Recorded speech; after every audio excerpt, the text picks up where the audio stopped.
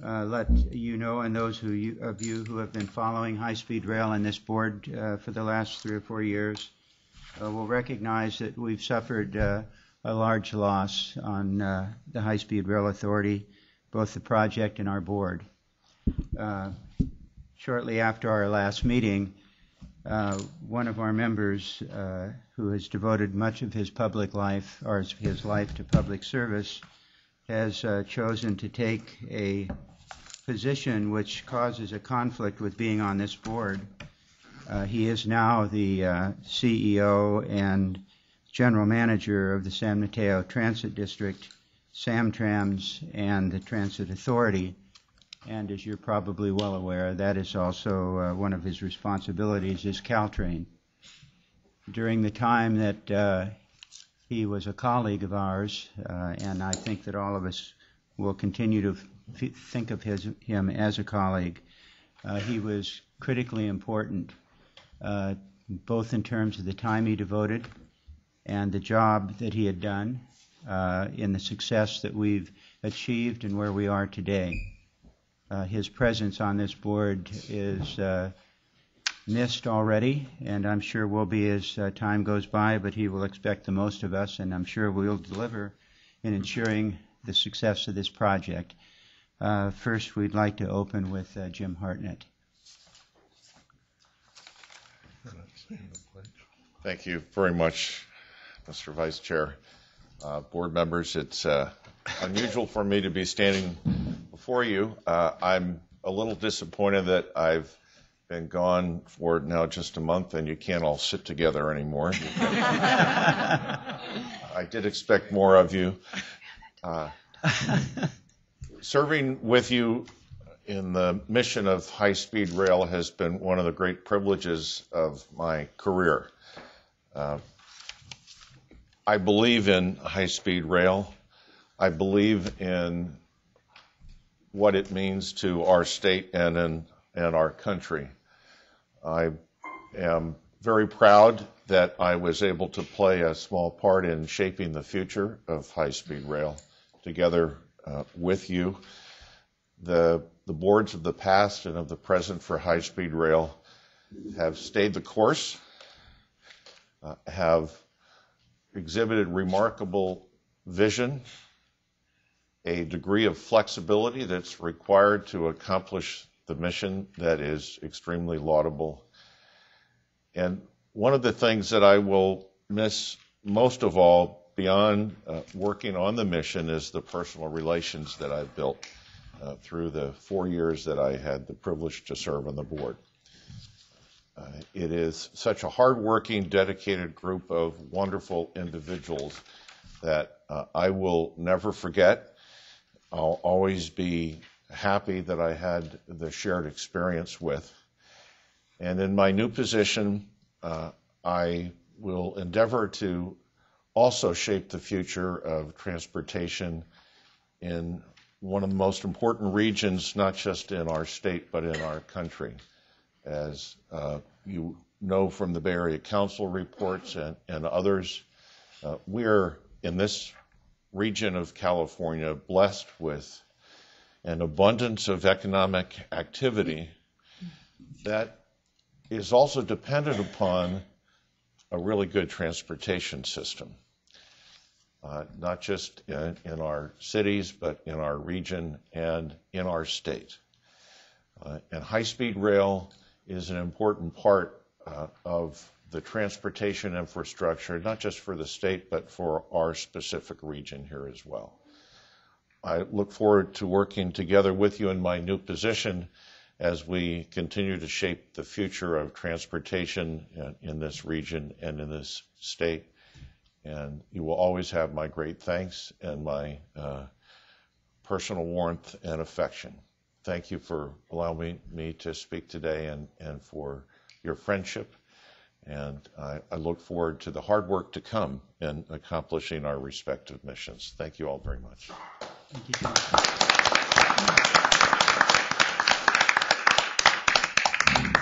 And Jim, you may have noted that I had not opened the meeting, and the purpose of that is I did that purposefully as a friend speaking to other friends up here before you. Thank you, and certainly your remarks are recorded. With that, will the Secretary call the roll, please? Ms. Schenk? Here. Vice Chair Richards? Here. Mr. Rossi? Here. Ms. Perez Estelano? Here. Mr. Henning? Here. Senator Correa? Here. Ms. Selby? Here. Chairman Richard? Here. In spirit, anyway. But not on the telephone. Yeah. All right, we'll now have the Pledge of Allegiance, and we'll, Director Thea, please direct.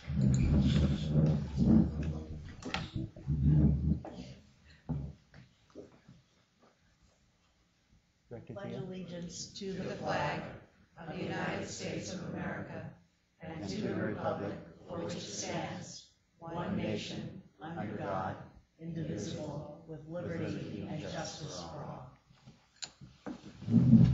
And if we may also just take a moment, as you probably also know, we have two members of our board who are from the San Francisco or this area.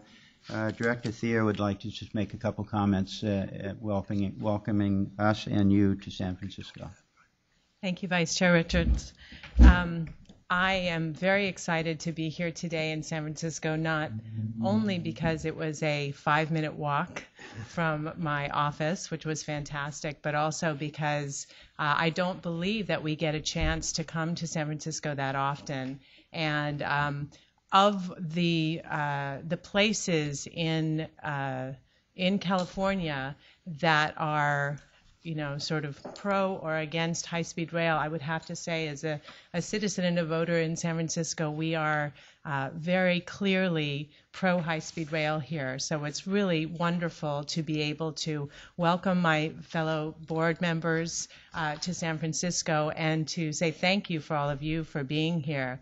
We had a chance yesterday to talk to the San Francisco Chronicle briefly, and there's just so much going on in our neck of the woods.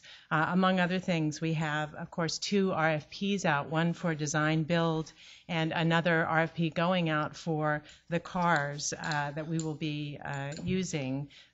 We have community outreach working already in places like for the stations in Gilroy and for the station in San Jose. And altogether, when you put it all together, the money that high-speed rail has been able to give to our area is in the range of $1.5 billion.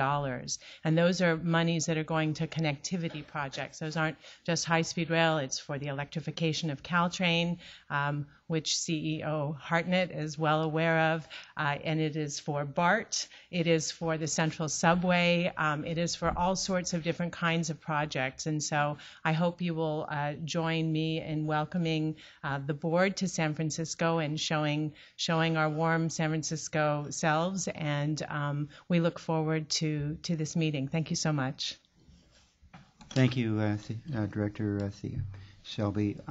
This morning, I don't know, only Director Schenk would know if this isn't true, but it's the first time I have been aware that we've been offered some entertainment at our board meeting.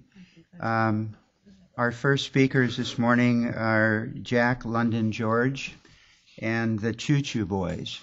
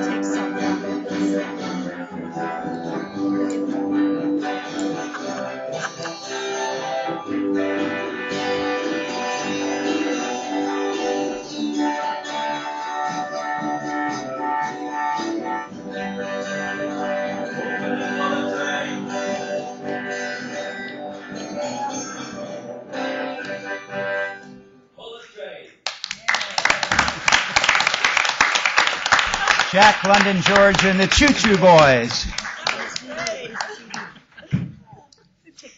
Thank you, gentlemen. We'll now, since we have given them 2 minutes, we will give each of the speakers 2 minutes. Today we'll start with Roland Lebrun, followed by Winifred Ormond, I apologize if that's incorrect, and Rosa Jockel.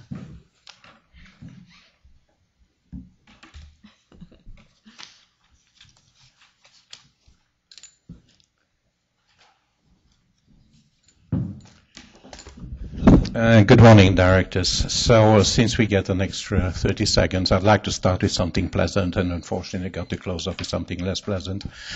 If you look at the slides for the San Francisco and the airport, and the very last one, slide number 17, it shows you that we could do something really beautiful, which is to put a real high-speed rail station halfway between San Bruno and Berea, and then we can extend the A train, and bang, we'll have a direct connection to everything there is to be in the airport.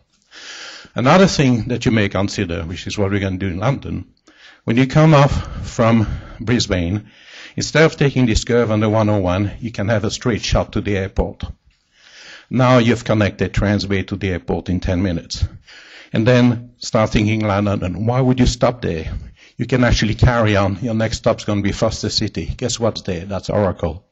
You carry on, you just follow the PG&E power lines. You're going to hit Google, you're going to hit Facebook, eventually you're going to be in San Jose Airport. You can link the two airports in 20 minutes. You now have a virtual airport in London. We call that Heathrow and Gatwick. So now let me finish off, and it's unfortunate Mr.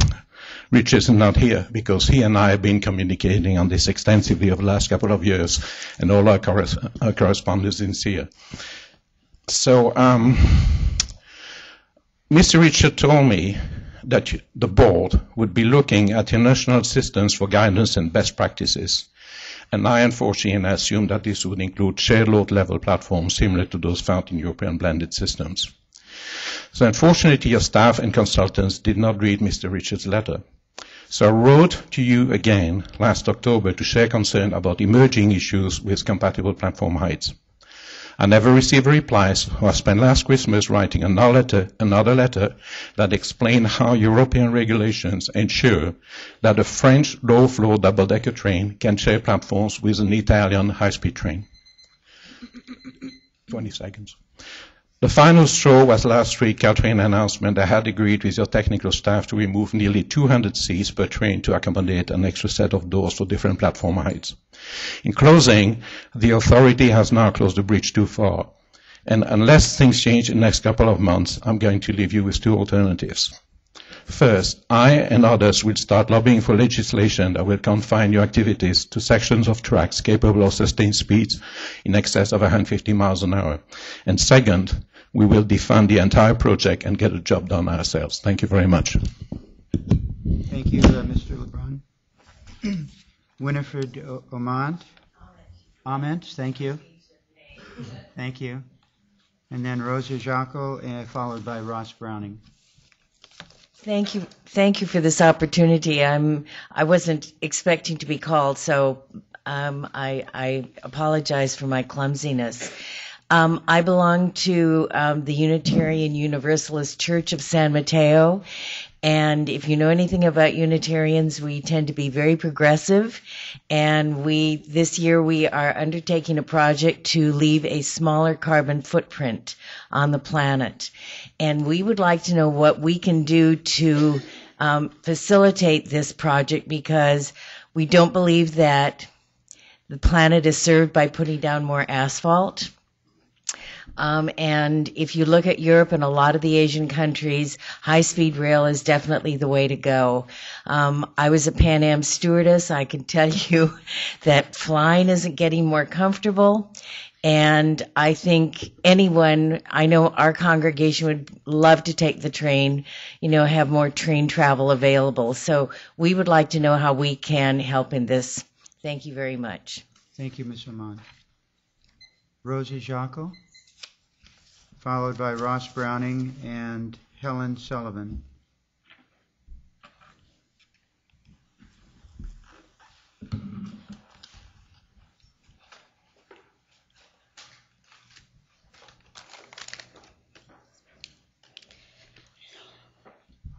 It is a pleasure to study the connectivity, opportunity, and sustainability benefit of technology.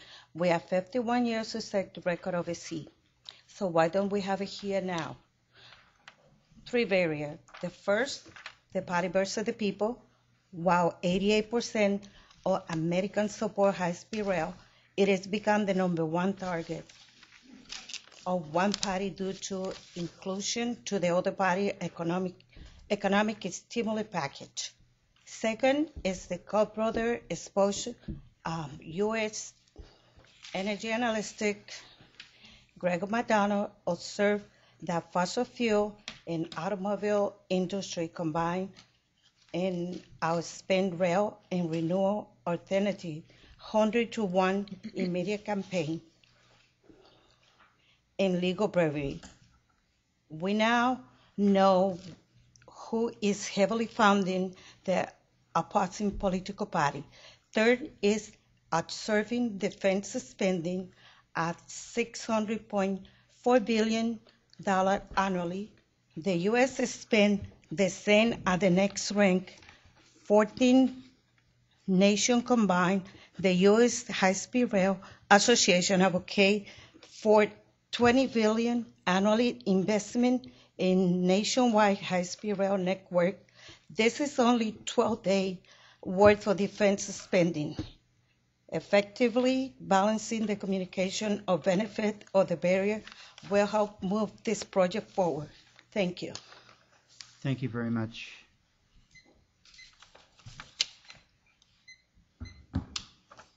Ross Browning.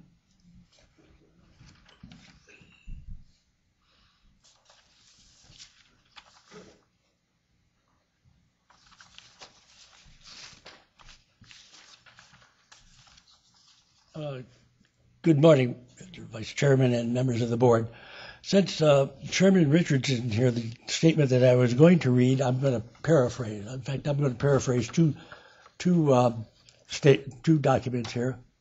The first one, I had to discuss a little background. I had a discussion with Dan Richards, and he identified a member of the staff to me and said, that is my person, that's my go-to guy for matters of speed and times.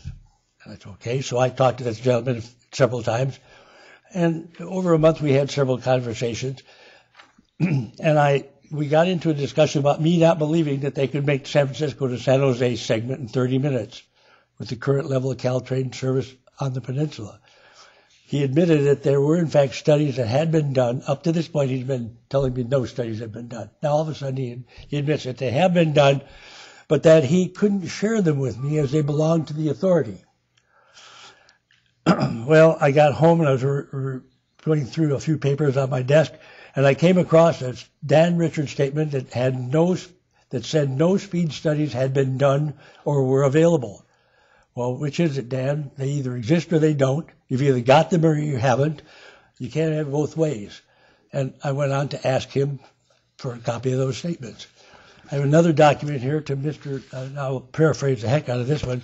Mr. Morales, you've been quoted on camera saying that the current high-speed train alignment meets the criteria as outlined in Prop 1A. Statement was used to justify the elimination of the I-5 corridor and most of Highway 99 corridor as potential high-speed train alignments. Research shows that I-5 and portions of Highway 99 were both eliminated from serious high-speed train consideration, sometimes either in or before 2005.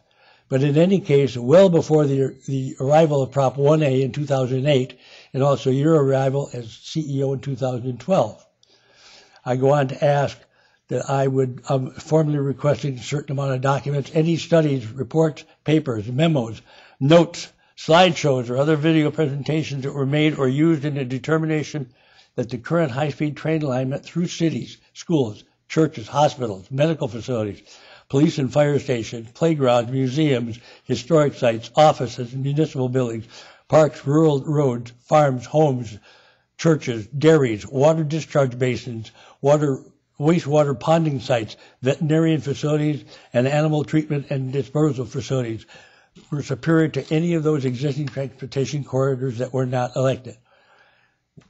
I read these two documents because they were information that I was requesting from Mr. Morales and from Mr. Richards, and both of them are dated October the 4th, 2012. As of this day, today, you figure out the time distance yourself, I have not either heard that they received these, or that I was getting them information, or I was not getting the information. It either was available or it was not available. And I think that a little over 2.5 years is time enough. I'm particularly interested in getting Mr. Morales' comments because I carry this with me wherever I go. This is the 4th one. I've worn the others out. And I keep looking for the statements in here that I hear, and they aren't there. So I want somebody to show me the error of my ways. Thank you very much. Thank you, Mr. Browning. Helen Sullivan, followed by Mike Waitlatch and Shelley Andranigian. Yeah, I know, Andranigian. Thank you. Right. Thank you very much, Shelley. He forgot where I was from. Good morning. Good morning. I'm a resident of Kings County. When I first got involved in my dealings with the high-speed rail, it was almost by accident, and it became very personal. My brother and I found out, as I said, quite by accident, that the route going through the San Joaquin Valley was right through the middle of land that my parents had for over 80 years and worked and died to keep for us. I decided to learn as much as I could about the project at that point. I soon learned that the rail would not merely rob me of my inheritance, but it would do so with total disregard to the everlasting impacts that it would have on the environment and the economic structure of our valley. As I attempted to learn more about the project by asking questions of the rail's representatives, I received conflicting, evasive, and often completely incorrect answers. This continues to this day. It became apparent to me that the HSR representatives were truly not interested in outreach and were not interested in working with us, but only they were interested in doing their job that they were paid for by whatever means necessary. And we were, in effect, lied to, patronized, and completely disregarded in every way. This shabby treatment of those who stand in the way of the rail authority continues today. I am one of the landowners who received a flash appraisal, done without my notification or input, done from the roadside without complete information about the specifics of my property. This appraisal and offer were then mailed to an incorrect post office box. It incorrectly listed the names of the landowners. It failed to recognize any legally binding leases, easements, and the placement of or even the existence of irrigation pipelines that would have to be relocated. Attempts to establish a dialogue with your representatives are met, as I said, with evasive, confusing, and often untrue and intimidating comments, intentionally intimidating comments. I was told by phone that I had 30 days to respond to this offer. If I did not respond within 30 days, legal action would be taken against us.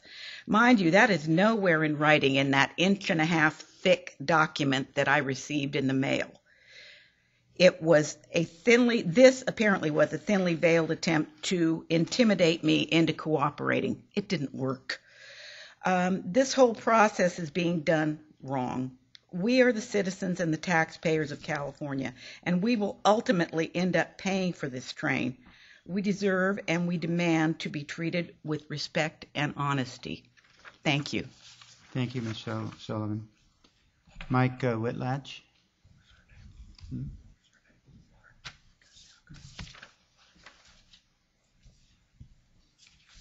He will be followed by Shelley Andranigian and then Jerry Brozell.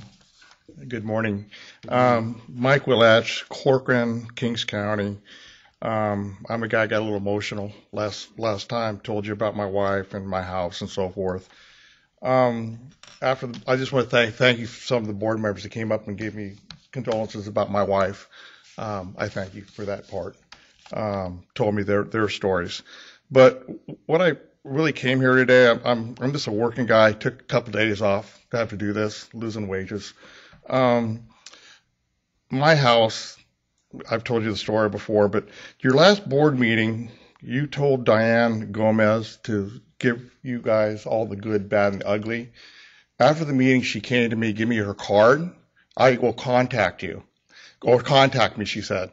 I called her that day back from the meeting. 5 weeks today, I have not heard from her at all.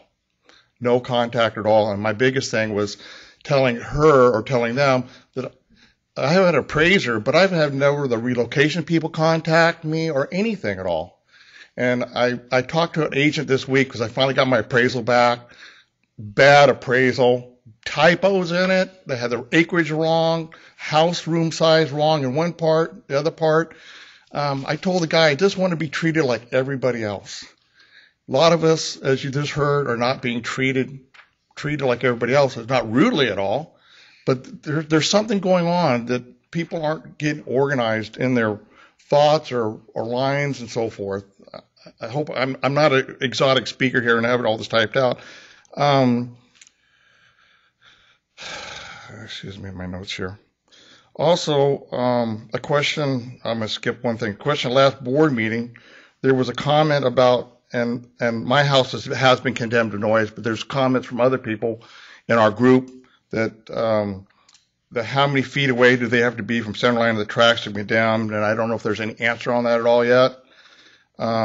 Also talking to one of my neighbors talking about appraisals, is my neighbor got her second appraisal, and there was a $100,000 difference between your guys' appraisal and her second appraisal. That's wrong. I don't know where they come up with these numbers. I got my appraisal back. My house is based on energy efficiency, not having solar. When I got the appraisal, I looked at it. People are getting credits for solar panels, but the house that I built, energy efficient, is not getting any credit line that I can think of. And my other comment is I called the appraisal twice and asked for a return phone call. The appraiser that appraised my house has not returned my phone call at all. And one of your agents called me and I told him my story. He was really surprised that the relocation people haven't contacted me before I got my bid back. And he was surprised that he said, oh, let me contact the appraisal guy. But he's not an appraiser guy at all. He had all kinds of stories to walk around, the appraisal guy. Really, really sad on that.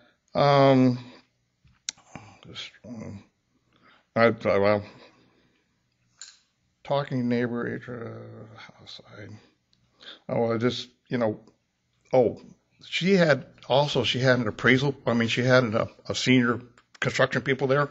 He told her in a conversation, I wish I had a recording. He told him, we have the money to take the houses down and build a dirt mound, but we don't have any money to put tracks on this thing. Told it to a homeowner, landowner. That is wrong. How are you going to, your people are going out telling people, well, we can build, we're going to destroy your house, destroy your life, but we're not going to complete, and we don't have enough money for the rails. You're destroying people's lives. You're destroying mine and everybody in the line of this thing, that this dairy, these people's property. I know it's going to happen, but life goes on. But I want to let you guys aware of what's going on in our community. You guys sent a group of people to Corcoran, and they asked a city meeting,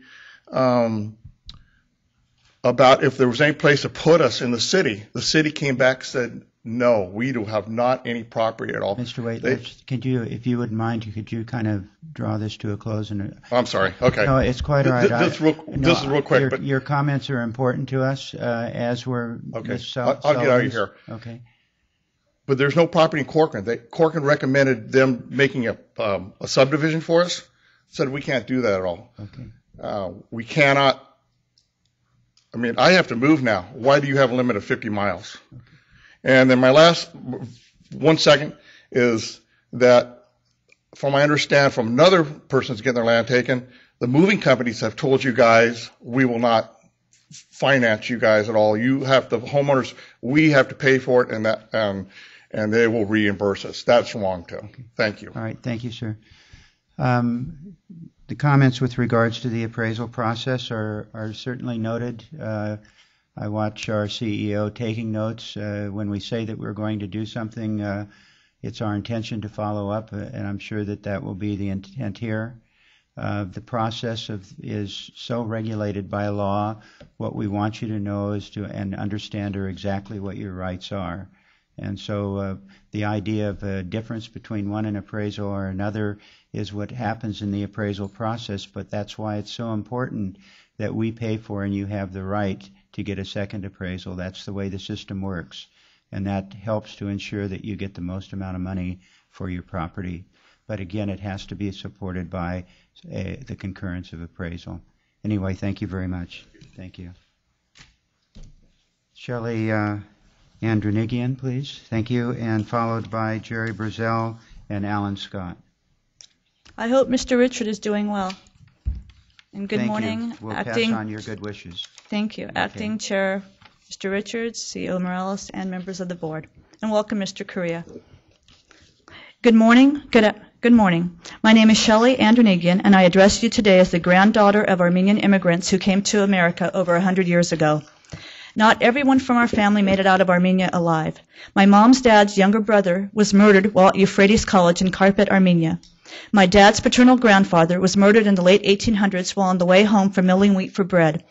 They are among the over 1.5 million Armenians massacred by the Turks during the first genocide of the 19th century, which began before 1915, a genocide that has never been properly recognized as we observe the 100th anniversary this month on April 24th, 2015. Mom's maternal grandfather was a missionary and foresaw what was happening in Armenia and was able to get his family out in 1907. My maternal grandparents settled in Oleander, which is in the eastern area of Fresno County.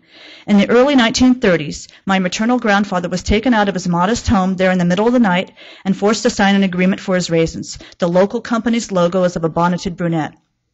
My paternal grandparents, who came from Von Armenia, settled in Kingsburg. My paternal grandmother, who did not speak English, had to deal with a number of situations as a female business owner who, as a 26-year-old widow, was raising a farm family of 4 young sons during the Depression era. Dad also farmed in Fresno County, and that is where I was raised. The home place of the farming operation, which is along the coal slough of the Kings River, there has been in existence since 1945. Our farms in the Central Valley have fed and clothed the world. We inadvertently found out at a meeting in Kings County in May 2011 that our home place was one of 2 large properties of ours and the proposed pathway of California's high-speed rail. The path was and remains a diagonal one through each property, which is separated by Highway 43.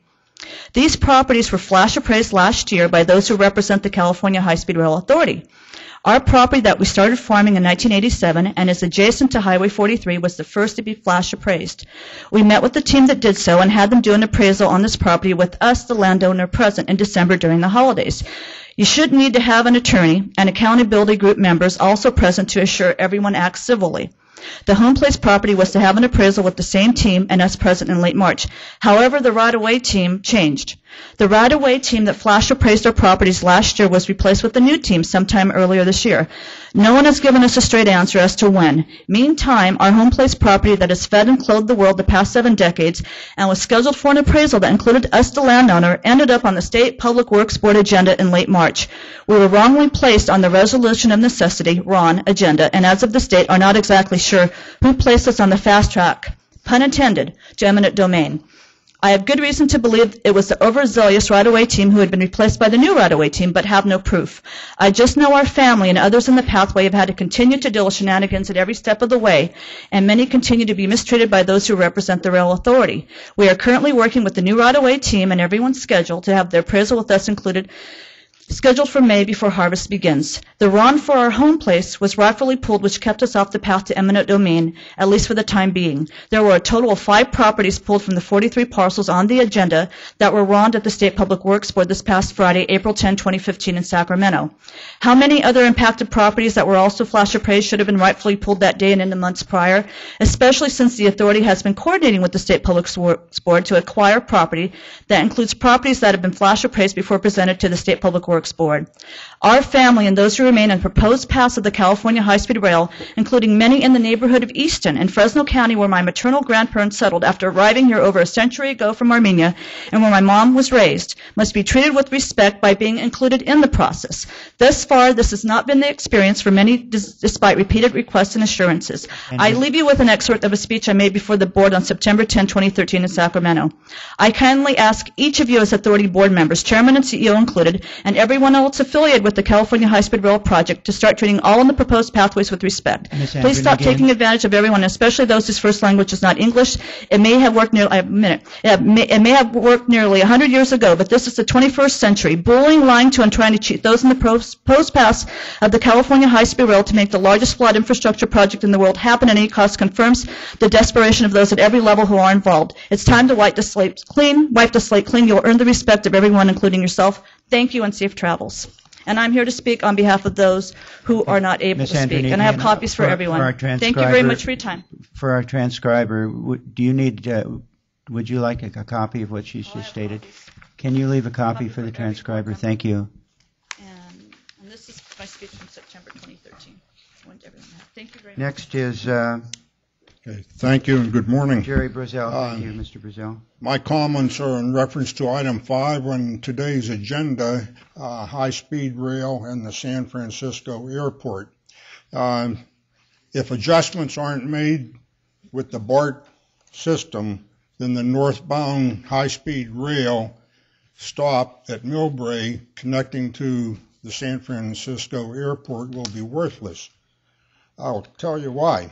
From San Jose, as you're taking Caltrain north and in the future high-speed rail, if you get off at Millbrae and want to go to the San Francisco airport by BART, you get off at Millbrae, you cross with your luggage and everything else to get on BART, but then you have to take BART north into San Bruno, where you get off of BART in San Bruno, cross with your luggage again to the other side of the platform, and take BART south to the airport. That's a 3-seat ride. Now, that means 3-seat ride, and it should be a direct ride from Millbrae to the airport, but it's not. In the Army, I was taught about the 6 Ps. Prior planning prevents a pretty poor performance. So I'm hoping that with correct planning, you'll correct this somehow, and the problem with the connection from Millbrae to SFO will be corrected. Thank you.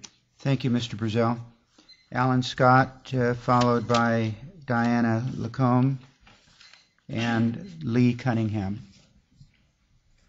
Good morning, Vice Chair Richard, members of the board. Unfortunately, I have to follow on the same theme that's been started already, and I need to read this because it is absolutely disastrous. Once again, I come before you with another extremely troubling communication failure by the California High-Speed Rail Authority's Land Acquisition Group. On March 10th, the board meeting, 6 residents from Kings County provided some very specific information. However, one situation stands out, as it is very disturbing. It is a very disturbing communication error that has resulted in ongoing harassment condition to Mrs. Alicia Gomez of Corcoran. Why is it disturbing? It appears that the board nor the authority did anything to resolve this serious lack of professional due diligence. The Gomez family should not have to be worrying about errors created because some lack of due diligence by the acquisition group. On April 10th, last Friday, the State Public Works Board meeting, I addressed the concerns occurring on March 18th, 8 days after the 10th. Mrs. Alicia Gomez's ex-husband of 10 years was recontacted by the Land Acquisition Group. And I will read, he has no fiduciary or license or anything else, whatever you want to call it, in the property in question. Why are they now calling again when she said they are calling and no one on this board or the authority took the time to stop an egregious situation? So what you have is her ex-husband got another call, and she got text messaging from this individual. And I've seen the messaging, and it's not good. I need to continue, Mr. Richard. Since February, the land acquisition team had contacted the ex-husband. Anyway, I'll move on a little bit. At the completion of the State Public Works Board meeting, I talked to Don Grebe. I will admit in the beginning it was a little bit heated, but at the bottom line is we ended up mutually agreeing on some things. I did find out this. He never knew about Diana Gomez's, not Diana, but Elisa Gomez's issue with the ex-husband being contacted by the land acquisition team. He did not know that. He did not know that on the 18th that the land acquisition people had contacted the ex-husband again. On top of that, on the 19th, she went to her attorney in Hanford, California, and registered with him. So, being an ex-HR person, I can tell you right now, harassment is not fun. And harassment can cause some things. I use the operative term, the attorney now has it. At this time, Mr. Grebe was not aware of the issues. And then in September of 2014 at the board meeting in Palmdale, Ms. Shank was aware of the issues, spoke to Ms. Andernikian, and we had thought at the time that we should be getting some information. We fast forward to January 13th board meeting, and at the meeting, Ms. Shank asked Scott Jarvis how things are going in the valley. Well, I was watching with Frank Olivera at his home because we thought the fog was going to get us. And Mr. Jarvis said everything is going well, am I right? Why am I here? Why am I here and all these other people here? So I will say this here in closing. Therefore, our questions for the entire HSR operational environment are these reports and incidents acceptable practices? If not, how long will the board is the board going to allow these problems to continue? Remember, since September, assurances have been given that all is well without question, and it is not. What will the board do today? Because it's very clear nothing has happened during the last board meeting. I mean, 8 days later, she's getting harassed.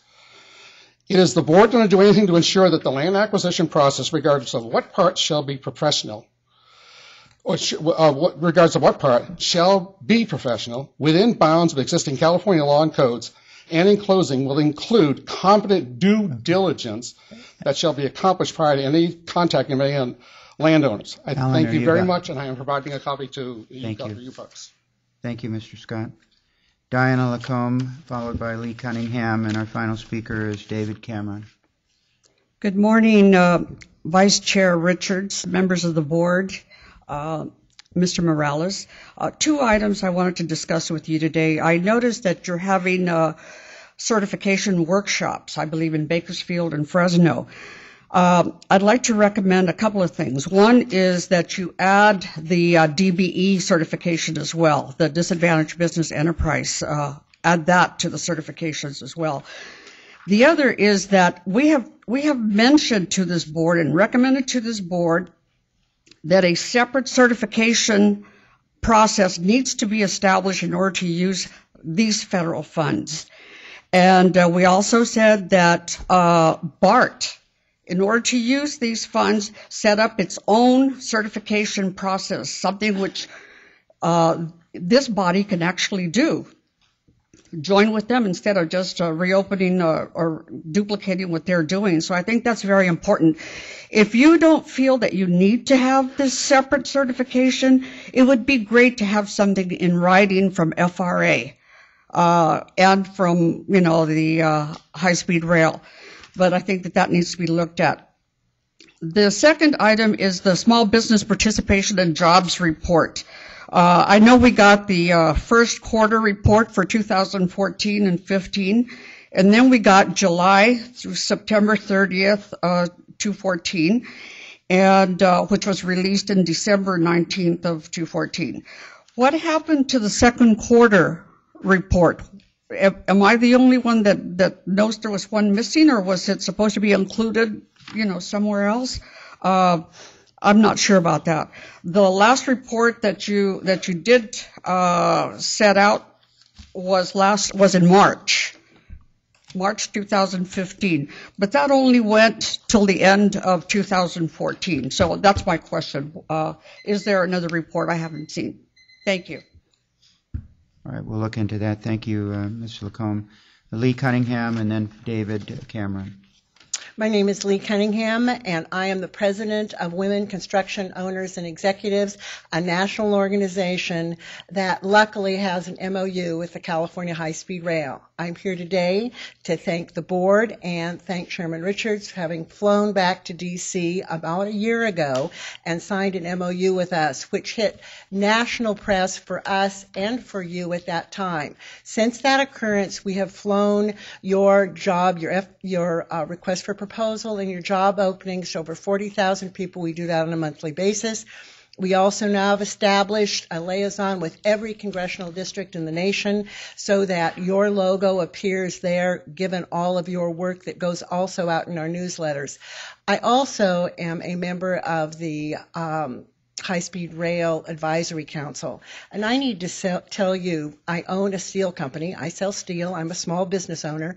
And what you have done, setting a benchmark at 30, is an example not only for California, but for the nation. And that is publicized as much as I possibly can do that. So on behalf of my organization and for the small businesses, especially women-owned businesses within the nation and specifically California, we thank you. Thank you, Ms. Cunningham. Appreciate your comments. David Cameron.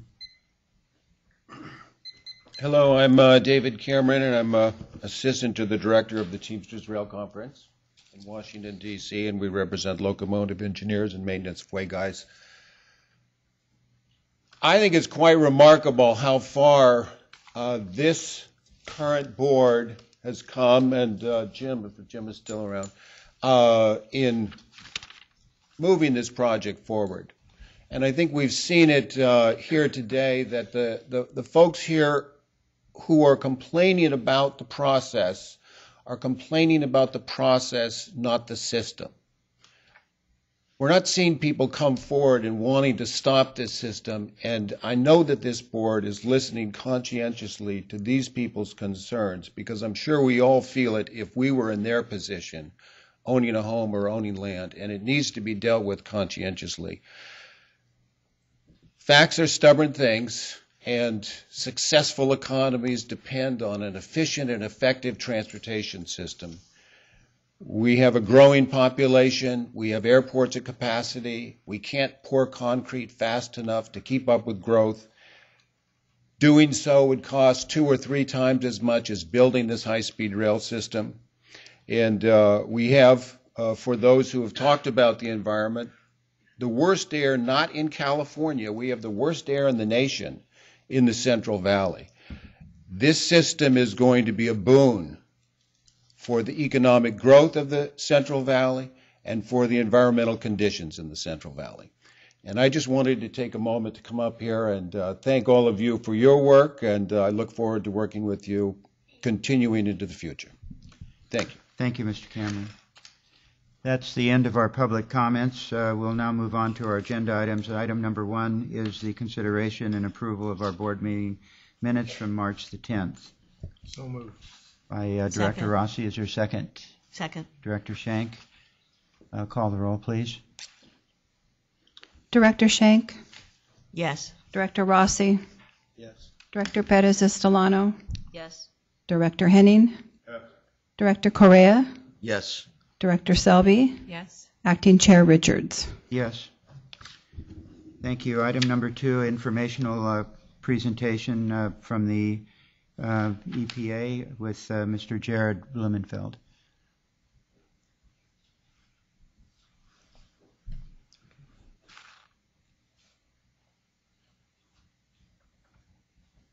Welcome, Mr. Blumenthal.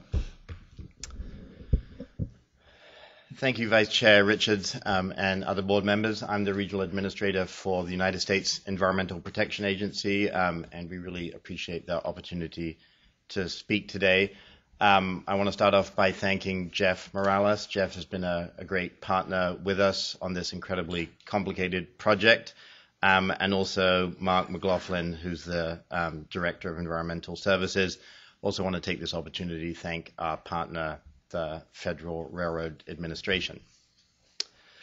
So our job, you may not know it day by day, but is to work with you on the issue of the National Environmental Policy Act and the Clean Water Act and how we bring those together to make sure you can deliver a project on time and one that meets the high environmental criteria that we place for you. I wanted to follow up on the previous speaker and just state the benefits that we see to this project. We are the overseers of the Federal Clean Air Act, and both the South Coast, which includes LA and a great deal of Riverside County, all the way up through the San Joaquin Valley, are the two most polluted airsheds in the United States for both ozone and PM 2.5. About 9,800 people a year die prematurely in California as a direct result of PM 2.5, and most of them are in South Coast and San Joaquin. That's 4 times the number of people that die from being hit by cars. So air pollution is very real. We read about it happening in China and other places, but we actually, this week, I'm going to Taiwan to explain how we did it and how we're moving forward to clean up the air in San Joaquin. So people are looking at this nationally and globally as a model. We expect on the issue of greenhouse gas emissions, the President has mandated EPA and other agencies to move forward very forcefully and aggressively to combat carbon pollution, and the GHG reductions through high-speed rail, both through offsetting the number of trips and the fact that you will be powered by renewable energy, is very significant. So we want to thank you for that. Also want to take this opportunity to thank you for inviting the Administrator of EPA, Gina McCarthy, to your ribbon-cutting and groundbreaking event in Fresno. We've done a lot of work in Fresno with Mayor Swearingen around that particular rail facility and high-speed rail station, and I'm going to talk in a minute about what we're doing in Gilroy. So when you think about, and we tout this as an example to other projects around the state, we have an MOU with you that clearly delineates the information flow, and really the most important thing that we found from the relationship with you is to get information often and early so that we can weigh in and explain the environmental issues with a project, with an alignment before it happens rather than after. So we really want to thank Jeff and his team for making that happen. We want to continue to get that early input in the planning process, so we have the opportunity to continue to raise issues as they're happening. As construction progresses, EPA continues to applaud the authority for their commitment to clean technology, including the use of Tier 4 engines. Jeff and I and others were at an event touting the fact that you're bringing much, much cleaner construction equipment on site than is mandated. That will not only help this project, but it will help other projects as those contractors purchase equipment. Nationally, Tier 4 equipment, for instance, will avoid premature mortality for about 12,000 people. So these are the Tier 0 equipment that's traditionally used all the way through Tier 3 is a lot more polluting than the choice that you've made. So it will help local businesses, but most importantly, we're touting the benefits for clean air of high-speed rail. We can now say that the construction of the project will also be one of the cleanest projects of its kind in the nation. So now that construction's begun, it's incredibly important for the environmental commitments from the record of decision to be adhered to and monitored. So the more that can be done, we work very hard, and you worked hard to get those records of decision They're only as good as the implementation. So the more that can be monitored during construction, the better. The final issue really is the one that I think is going to get the most attention soonest, which is the statewide planning for the rail locations. We picked around the nation 50 communities at the national level to work with on sustainability and smart growth, and one of those is Gilroy. So we are going to work very closely with Jeff and his team, but also wanted to let you know that we want to leverage our resources, much in the same way that we did with Strong Cities, Strong Communities, which EPA led as a White House initiative in Fresno. We want to bring those same collective resources to the table when it comes to Gilroy. I'm currently the chair of the federal committee that oversees 40 agencies in Region 9, of which California is a part. So if there's issues with other agencies that you need to troubleshoot, feel free to give me a call. Jeff knows how to get me, and we can work with any of those agencies to work out how to get to a clear path, whether that's the Army Corps of Engineers or Housing and Urban Development. So we're very excited for the future of this project and look forward to continue to work together to protect human health and the environment, and wish you every success. And really, I think this is a great model of how two agencies can work together to make sure that everyone is on the same page about where we are and where we need to go in terms of environmental benefits. Thank you. Thank you, Mr. Blumenfeld. Any questions for Mr. Blumenfeld from any of my colleagues? Excuse me. I have one. I don't have a question. I just have a comment. First of all, thank you very much for coming and joining us today and having an update in terms of the partnership with the authority. It's very helpful because there's lots of moving parts, and so it's nice to hear. We know that we're here in San Francisco, so it's easy for you to come, but certainly you and EPA Region 9 is welcome at any of the board meetings to kind of give us an update. I'm the representative that's in Los Angeles, and so we are very focused on addressing greenhouse gas emission reductions, and so anything that we can share in terms of San Francisco efforts with LA, we'd appreciate. But I do thank you for coming and giving us the update, particularly around Gilroy. I had not heard that, so that's helpful.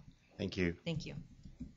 And I'll add mine also, Mr. Blumenfeld. I know that you're well aware that those of us in the Valley have been very appreciative of the collaboration with the EPA, Fresno certainly, and the participation at our groundbreaking by Administrator McCarthy was greatly appreciated and a real highlight. If you'd give her our best wishes, and thank you again. I will. Thank you. Colleagues, item number 3 is an informational presentation on the Trans-Bay Transit Center by Maria Ayerde Kaplan.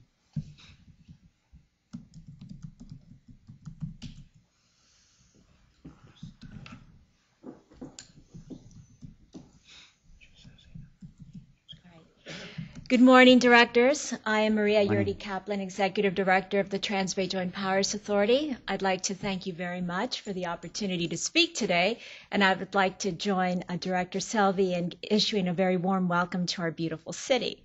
So I'm here to present an update on Phase 1 of the Trans-Bay Transit Center project. Just as a quick reminder, the Trans-Bay Center is under construction in downtown San Francisco. It encompasses about 4 city blocks.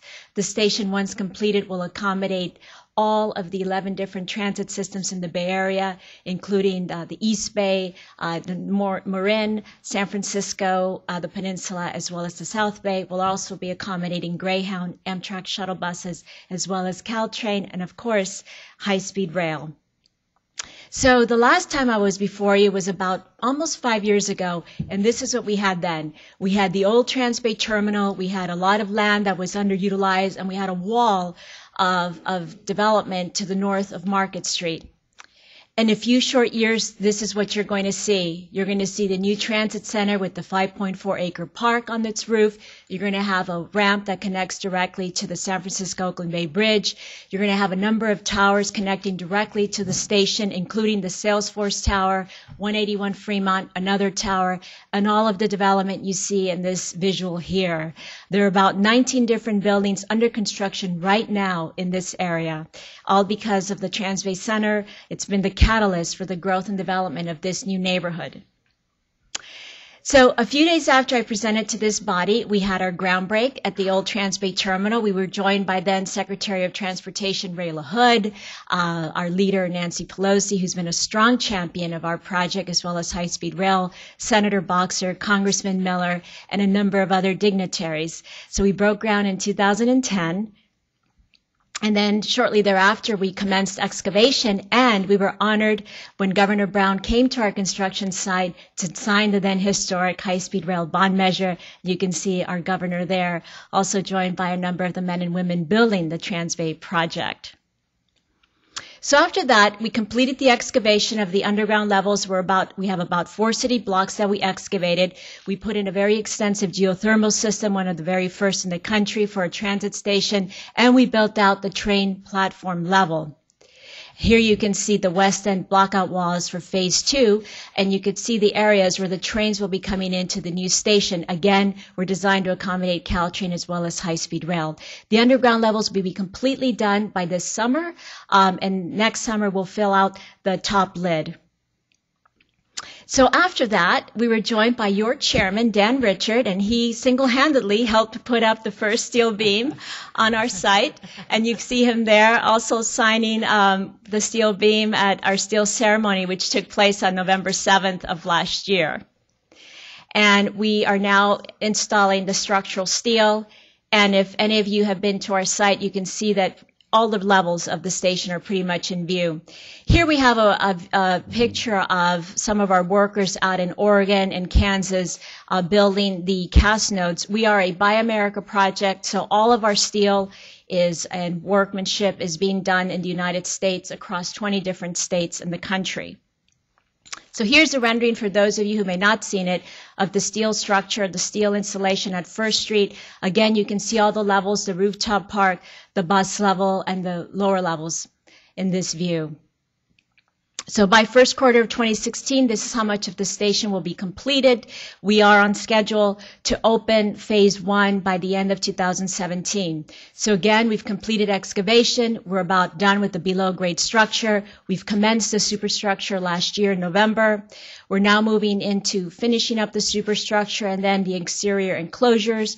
Then we move into the park landscaping. We finish the interiors and top it off with the civil site work opening at the end of 2017 for phase 1. I mentioned the visual with Oregon and Kansas. We have, again, about 9,000 people working across 20 different states in the United States, from Washington to Kansas, Texas, all the way to Pennsylvania and Vermont. We're very proud of the fact that we're a Buy America only project, and we're proud of the number of men and women that we're employing. I also like to mention that it's been one of our policies from the very inception to give back to the community. So what we've done is we have a very robust small business enterprise program. To date, we've awarded over $260 million to small businesses, to women-owned businesses, minority-owned businesses, veterans, and disabled veterans. And we're very proud of that fact. In addition, we've done a lot of outreach and mentoring and interning inner city youth. We require our contractors to hire our inner city youth during the summer months and also provide classroom credits. We donate to the trade schools here in San Francisco, John O'Connell in particular, working very closely with the unions, where we have a PLA, Project Labor Agreement, with all 28 signatories for a union project, and they all work very closely with us in helping to give back to the community.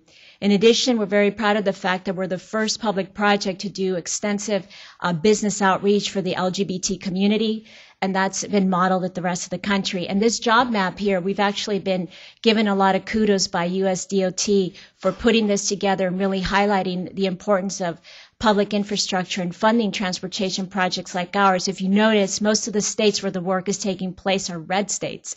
So that's interesting. So it's a huge accomplishment, and we're really proud of that. We like to mention it. In fact, President Obama's Small Business Administrator, Maria Contreras-Sweet, was out recently commending us on the good work we've done. So moving into the design of Phase 1. Again, the center itself has 5 levels. You have the 2 underground rail levels for Caltrain and high-speed rail, 3 platforms, 6 tracks. Above that, you have the lower concourse level where you will have passenger waiting areas, baggage handling, and so forth. The below grade levels will have about 60,000 retail square feet. The above ground levels will have about 113,000 retail square feet. To put that into context, the ferry building has about 60,000 retail square feet. Grand Central Terminal has about 135,000 retail square feet. So at the ground level will be the entrance into the station, and the upper level, the bus deck level, will be serviced by Muni Treasure Island buses, Greyhound, Amtrak shuttle buses, WestCat, AC Transit, and Paratransit. And then topping it off is the park level. And in the middle of it all, we have this very beautiful light column that's actually being put together out at Mare Island in Vallejo. And that will allow a lot of light to come in to the new station. Here we have Natoma Street, where you'll have a lot of the retail. This will be a pedestrian-only street. And I want to mention our awning. The skin of the station, it's a painted metal aluminum, and the design is a design by Dr. Roger Penrose, who's a mathematician and physicist out of Oxford. Dr. Penrose allowed us very graciously to use his design at no cost because he really loved the project and felt that it was important to have math and science as part of the educational component of the new station. The Penrose design was developed in the 1970s by Dr. Penrose. It's had a number of mathematical applications in the real world. And if any of you have seen the movie A Theory of Everything, he was in the movie. He was a mentor to Dr. Stephen Hawking. He was on the panel that awarded him the PhD. He's come out to our site often, and because we are the heart of Silicon Valley, it was only fitting to have when the new station opens a digital display talking about math and physics. Here's a rendering of Beale Street again, and you have a very beautiful digital display that can be used for any kind of signage or community information, as may be the case. Mission Square, what you see here to my right is Salesforce Tower. Salesforce Tower will be connected directly to our park. Persons will be able to walk out of their 5th level and walk on directly to our park. You see then Mission Plaza that will be built by the Salesforce Tower, and they'll have redwoods. And right in front of that is one of our art pieces. We have a number of art components as part of our project. This particular art piece is 40 feet tall. It's been designed by a very eminent world artist, Timothy Hawkinson. The inspiration are the Inukshuk people of the Pacific Northwest, and to him it represents a guardian to the travelers and the people that are coming to San Francisco. And we've received a lot of comments from children who really become quite fond of it. To them it looks like a transformer, and we'll take it. The rendering you see here is of First Street. You see the park on the top. In the old days with the old terminal, going under First Street was very dark and dingy, but we've elevated things so it'll be more of an open, airy feel when you drive or walk under it. Shaw Alley is another area where we have another one of our art installations. This art installation is by Jamie Carpenter. It's the light fins that you see on the ceiling. There's also going to be light near the benches as well. And again, there will be a lot of retail in this area as well. Natoma Pedestrian Way, just another rendering of the station. Here's one more in the twilight hour. And the Grand Hall. The idea behind the station was to build a facility that was going to be warm and welcoming, that was going to bring in natural light and ventilation, to really make it a pleasant experience for the public who chooses to take public transportation throughout the 9 Berea counties. Here we also have another one of our artists, a local artist, Julie Chang, who's designed a very beautiful terrazzo floor with poppies and butterflies and hummingbirds and ladybugs and little cultural icons that are representative of the rich diversity of the San Francisco Bay Area. Here's another rendering of the Grand Hall, and you see the digital display on the right, my right there. Another artist, Jenny Holzer, she's done a lot of work across the United States and Europe with LED designs. Her words and commentaries will be also displayed surrounding the light column. That will be another art component that's part of the project. And here you have a more closer view of Julie Chang's beautiful terrazzo floor. There'll also be little hidden treasures for children to go on a treasure hunt as well. Bus deck level, again, connecting all the buses and directly through the upper, through a ramp structure that goes directly to the San Francisco Oakland Bay Bridge, keeping the buses off the city street. Here's another rendering. And this is the lower concourse level in phase 2. And the lower train level, again, with high-speed rail and Caltrain. The rooftop park is 5.4 acres. We will have also another art component designed by Ned Kahn on my left. Ned Kahn has done extensive work with the Exploratorium. This particular water feature will be a place where children can frolic. It will also announce the arrival of the buses during peak times. And you see a lot of different, there will be about 13 different botanical gardens, lawns, there will be a cafe, as well as an amphitheater and a restaurant. The amphitheater will seat about 1,000 people. It'll be a place where the public can have concerts, watch movies, have community events, weddings, and it's a perfect venue because there's a restaurant right next to it. And this is the restaurant. It'll be 2 levels, part of our retail program. Here's the Park Main Plaza. In addition to all the various elements I mentioned, there will be a lot of events that we hope to plan and program with the help of somebody who's very good at that, either choirs or other things that will bring activity and life to the new station. That's the idea. You want to have a place that's for travelers and visitors and residents and people that are just coming to enjoy perhaps the art or to shop or to eat or to take public transportation or just to enjoy the beautiful park. Here's the Park Cafe on the park level. And here's a rendering of the transit center at night. Again, it's about 4 city blocks long, 1 million gross square feet, 5 levels with the cable stayed connection to the San Francisco Oakland Bay Bridge. And we top it off with a video that puts everything in perspective, and hopefully it'll play.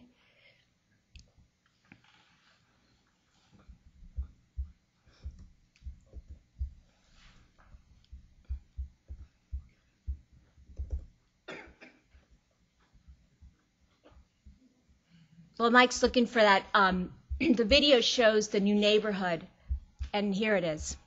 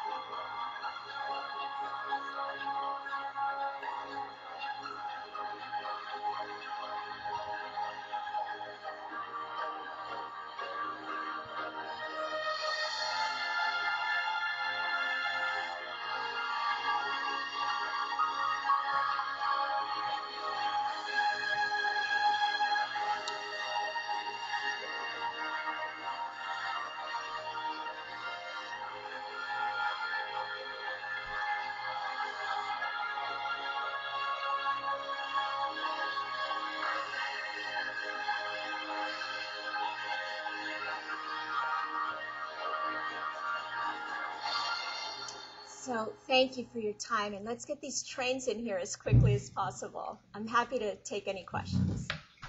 Well, let me only begin by just saying, wow.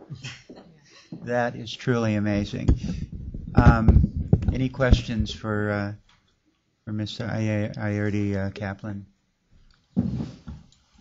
Yeah, Yes, Director Shane? Thank you. Well, it is, wow, it's magnificent. It looks beautiful on the renderings and the video. What are the plans to deal with safety and security? You know, my particular interest is with the high-speed rail component, but obviously for the whole thing. And, San Francisco has quite a homeless issue. What are the plans to keep the park and other levels of safe for commuters and train users and bus users and for the public? That is a very good question, Director Shank. Thank you. We had from the outset engaged in a very extensive, first of all, risk and vulnerability assessment to first of all make the facility safe from any man-made or natural events. We're in a very active seismic zone, so the construction and design of the station takes into account ensuring the safety in the event of an earthquake, in the event of a blast through terrorism. In addition, we have engaged experts, subject matter experts that have worked on the World Trade Site to develop a concept of operations plan that answered Director Shank's questions directly. What kind of security are we going to have? Are we going to have contract guards? Are we going to have full-time San Francisco police officers? Will it be a hybrid that, as you see in some parts of the country? What will the hours of operation be? When will quadrants be open? When will they be closed? That is something we're involved in right now. We're working on that right now, and we expect to have that ready by the fall of this year and answering all of your questions. First and foremost, what's important for security, in addition to sound design and construction, is the activation of the facility and the space. There needs to be activity. You need to have a lot of people going through it. Unlike the old terminal, where it didn't have any retail, after a number of years, everything shut down. It was a very unsafe facility. You basically took your life into your hands if you went into the restrooms. We're doing something very different. That's why the retail is so important to us. We're in the procurement process right now for that. We want to have as much of the retail in place and built out by the time the station opens in 2017, because that helps a lot with safety and security. So we do plan to have a strong presence, police presence, a strong security presence.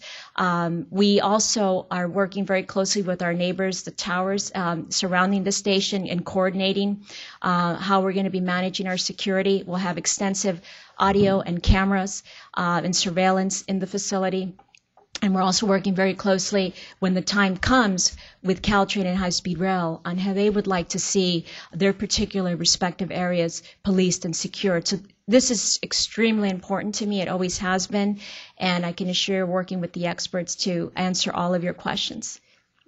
Yes. So more to come. More to come. By the fall, we'll have our concept of operations completed for phase 1. Ms. Estolano, Maria, this has been wonderful kind of working with you in different ways over many years.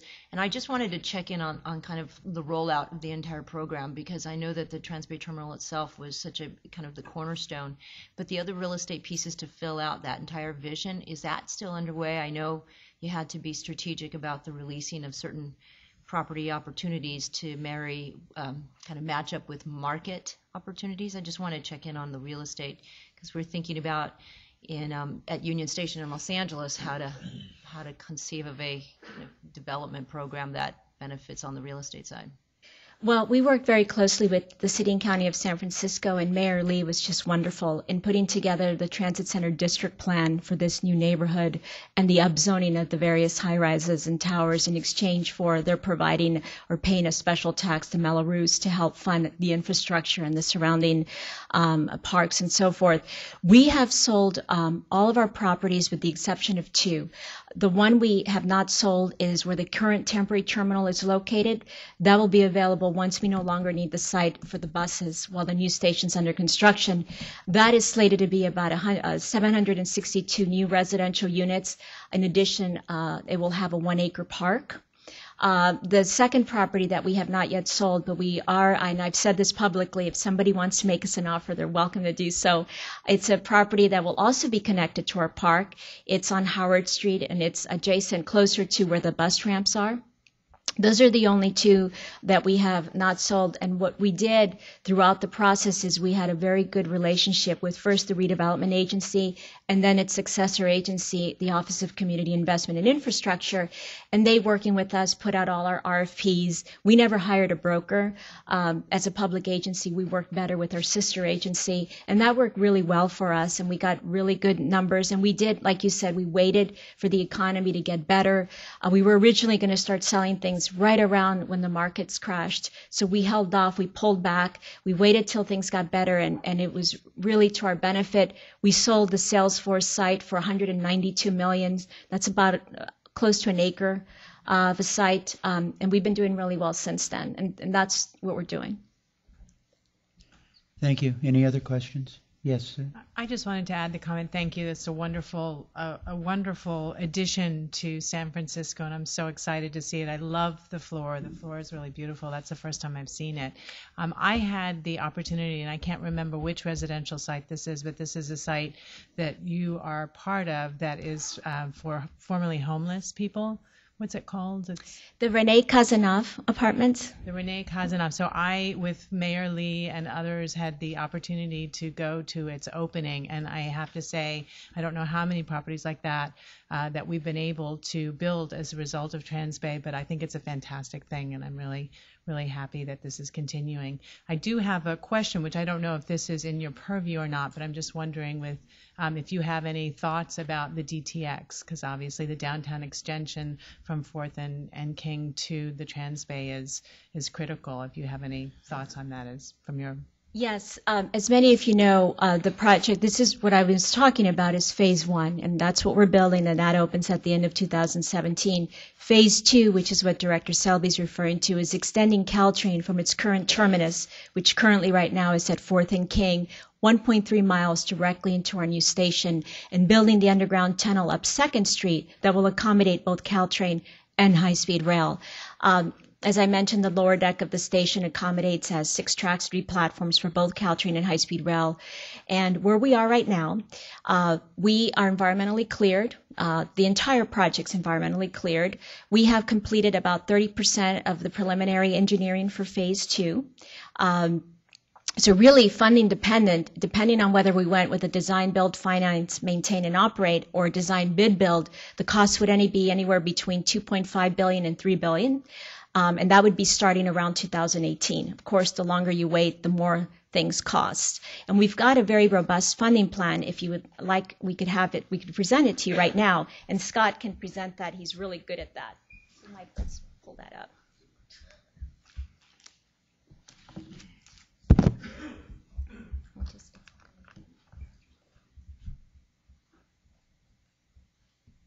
So let's start here.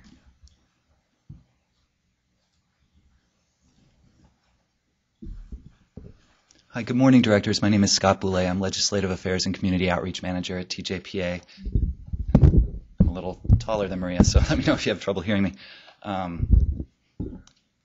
So in the video, you saw a good overview of the development that's occurring in the area surrounding the transit center. That was actually a big part of the impetus for the project. The city for many years had been looking at how to catalyze development in the South of Market neighborhood, because if you look north of Market in the financial district, it's essentially built out, so there's not a lot of room to grow. So that's been a long-standing city goal, part of the impetus for our project. You can see here the tremendous success that the project and the city have had on that front. There are currently 19 buildings that are underway in the area immediately surrounding the transit center. It's referred to as the Transit Center District Plan area. It's outlined in red on this slide. And just south of that area is the Rincon Hill development area, and you see another 8 residential buildings that are underway. Those are the blue squares at the bottom. So in addition to achieving that longstanding city goal of catalyzing development, this is also a big part of how we're generating revenue for both phases of the project, including significant revenues for the DTX. Maria mentioned our land sale revenues. That goes back to over a decade ago. The state donated about 12 acres of land to the project, developable land in downtown San Francisco, so obviously very valuable. We're able to sell off that land, and the revenues from those land sales go towards construction. So just as an example, Salesforce Tower, we owned that parcel previously and sold it to Boston Properties in the spring of 2013 for $192 million, which at the time was a record sale price for land sales. And as Maria mentioned, we do have a couple of parcels that will be available to sell in phase 2. We also get property tax increment from the land that is developed on those 12 acres. And we receive that property tax increment from the Transbay redevelopment area over a 45-year period from 2005 to 2050. And we're using that property tax increment to repay a federal TIFIA loan, a federal infrastructure loan for phase 1. That's for $171 million. But the amount that we're going to collect over that 45-year period is actually a lot more than we're going to need to repay that phase 1 loan. So it's going to allow us to pursue a phase 2 TIFIA or RIF loan. Those are federal infrastructure loan programs for phase 2 that will our financial advisors tell us could be in the range of up to $300 to $400 million. And then the third way we've generated revenue for both phases from the development, Maria alluded to this a moment ago, is the Melrose Special Tax District that was created. This goes back to the enactment of the Transit Center District Plan, which the city enacted in August of 2012, and it essentially was a deal with developers allowing them to upzone. Upzone means building taller buildings. Taller buildings are worth a lot more money because you have more leasable space. Salesforce Tower, again, using that as an example, that parcel was originally zoned for 550 feet, but because of the Transit Center District Plan, it's going to be 1,070 feet. So you can imagine, again, how much more leasable space that is. Huge economic benefit. And so the city said to developers, in exchange for that significant economic development, you have to recognize that you're bringing more people into a dense urban area. So you're going to need more infrastructure to support those people, and you have to contribute towards those infrastructure costs. So just for the parcels that chose to upzone, which on this map are represented by the 6 red dots, they had to agree to participate in this Melrose Special Tax District. And that Melrose, it's called a Community Facilities District, and that was enacted and signed into law by Mayor Lee in January of this year. 82.6% of the revenues from that Melrose district are designated to the Transbay program. So we'll use a portion of that to complete phase 1, and the bulk of it will then go to phase 2.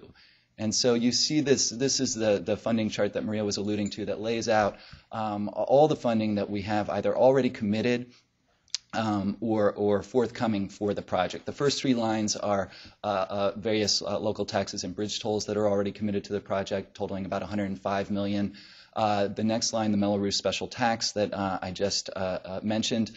Just below that, you see a very significant achievement for Phase 2, which is being designated as a regional priority for the federal New Starts program.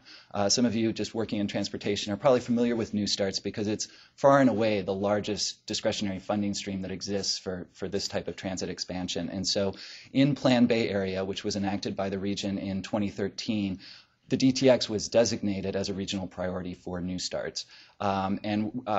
In Plan Bay Area, a funding plan was put together for DTX. It included at least $650 million from New Starts for construction of the DTX. But the way you access those federal New Starts funds for construction and how quickly you access them is dependent on how quickly the city and the region is able to pull together all the non-federal funds. And so you see several other items on this chart that were included in Plan Bay Area to complete that funding, including a $300 million commitment from MTC from future bridge tolls, the land sales revenues that we talked earlier, the Phase 2 TIFIA or RIF loan from our additional tax increment.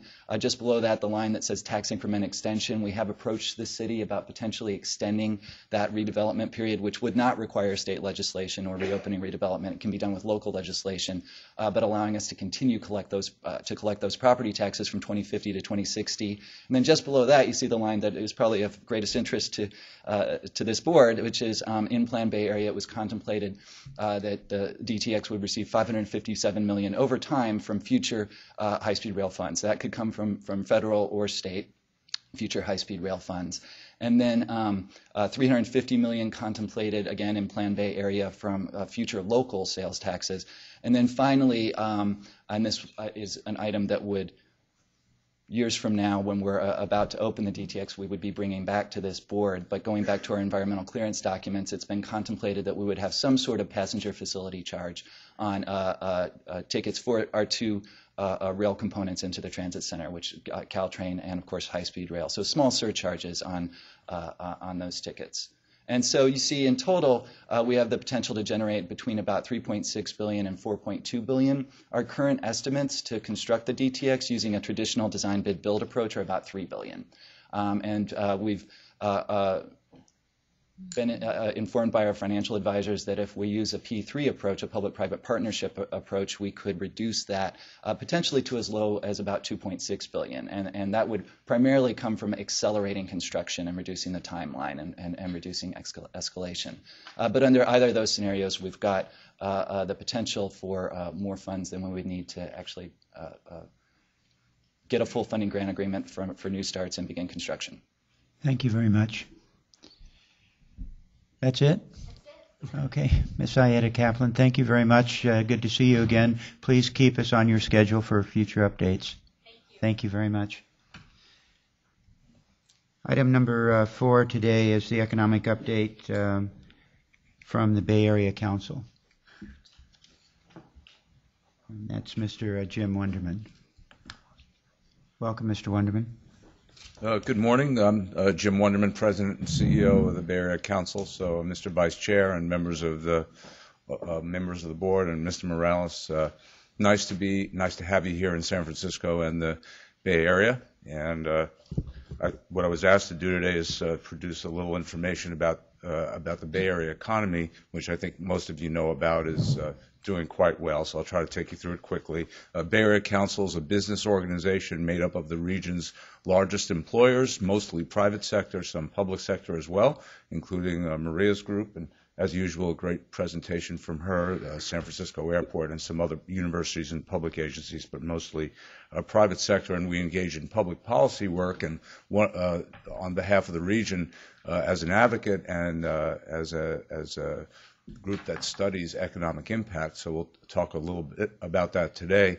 And one of the things that we've pushed really hard for over the last generation is for the creation of the high-speed rail system. So we're really pleased with the work your authority has done in getting us to this point, and we want to do anything that we can help in the future to push it forward. Back in the late 1940s and into the 1950s, the Bay Area Council was the group that conceived and pushed for the BART system. And so we have a long history of working for fixed rail projects. That one was the first fixed rail system built in the country after World War II. And so high-speed rail is very consistent with our vision for moving people throughout our region and throughout our state. I myself just was in Taiwan last week and had the pleasure of riding on its high-speed rail system, and you can get from one side of the country to the other in about 2 hours' time, and it makes the country function really well and connects well to their regional rail system. So, that's a vision of how we can operate here in California, I think. So I'll try to move through this presentation fairly quickly. Basically, this is what you would probably know, is that we have reached pre-recession levels for employment in the Bay Area. So now probably close to 3.6 million people working here. That's about the same as we were back at the height of the dot-com boom at the turn as we entered the new millennium. A lot of those jobs are actually concentrated in the area that is the Caltrain corridor that's going to be served by the high-speed rail system. About 50, and that has been steadily growing, so it's about 55%. It seems to grow relative to the overall growth of the region's jobs, which has been consistently high. So the region is growing. The Caltrain corridor is growing relative to the rest of the region steadily and surely. And we see this corridor as being perhaps the most important economic corridor in the United States, if not the world, connecting San Jose and Silicon Valley with San Francisco for all the reasons that you can imagine. Within the job growth, the biggest factor in that growth is in the category of professional, scientific, and technical services jobs. These are jobs that have an annual income of approximately median income of $130,000 a year. So these are those well-paying jobs that other places around the country and around the world envy. And they also produce a lot of other jobs. So according to a Bay Area Council study, Economic Institute study done a couple of years ago, there's an economic multiplier of about 4.3 times for every job that's created in that sector produces jobs in other sectors and at all levels of the economy. And we've seen growth, as you can see from the slide, through even in the recession, the Caltrain corridor was growing at that time. So this is a truly strong economy, and most of the folks that we talk to in business and economists in the region think that it's a fairly resilient one this time, that businesses and the folks who invest this is a more carefully and thoughtfully planned and executed economy. So we're doing really well on the overall economy side with jobs. We're doing lousy on housing production, and it's hurting our region, and it's something that we talk about all the time. So this is, you can see how that mountain, we're on the downside of the mountain when it comes to housing production in our region over the last 40, 50 years.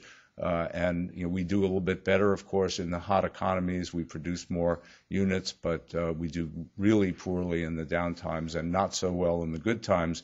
The Association of Bay Area Governments is the agency that estimates how many units of housing are needed to keep up the pace with population and job growth. And what you're seeing, and that's the combination of all housing permits during this period of time, we're at about 50%. So we produce about 1/2 a unit for every unit that's actually needed over time. So it has caused this.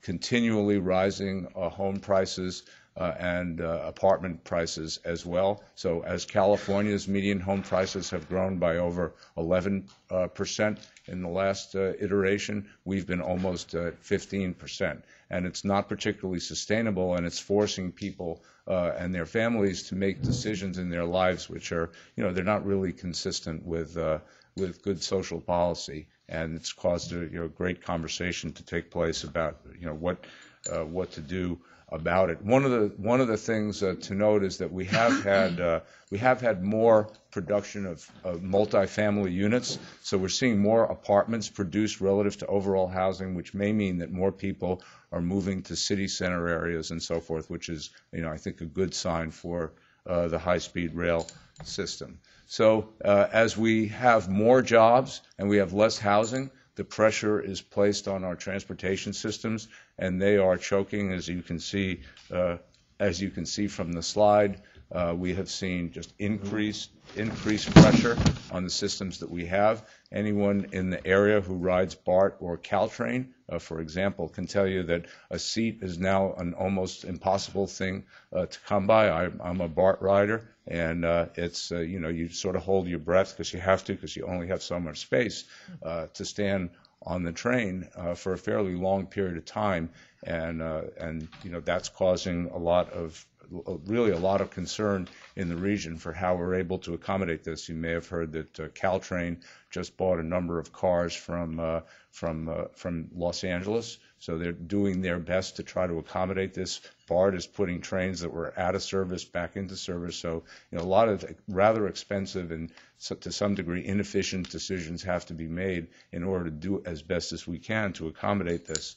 At the same time, our highway use and congestion is way up. I think it's 65% up between 2009 and 2013, and the total levels of delays on our roads is the worst since the year 2000. And we've built a lot of projects since that time, so we've invested quite a bit in the infrastructure, both in mass transit as well as in highway and road, but it's not keeping pace with the pressure on the system. Double-digit growth rates on Caltrain. Caltrain's our fastest growing system. So a few years ago, we were lamenting that we had about 26,000, 28,000 riders per day. We're up around 60,000 riders today. It doesn't feel like a commuter rail system anymore. It now feels like something very different to see people kind of hunched over and, standing on a system which was meant to have people seated. And so the implications for this are, quite profound. So, we're big believers that high-speed rail and the improvement, the resulting improvements in the Caltrain system and on the ACE system that will occur through the Altamont corridor as a result of this investment will be really important for our region.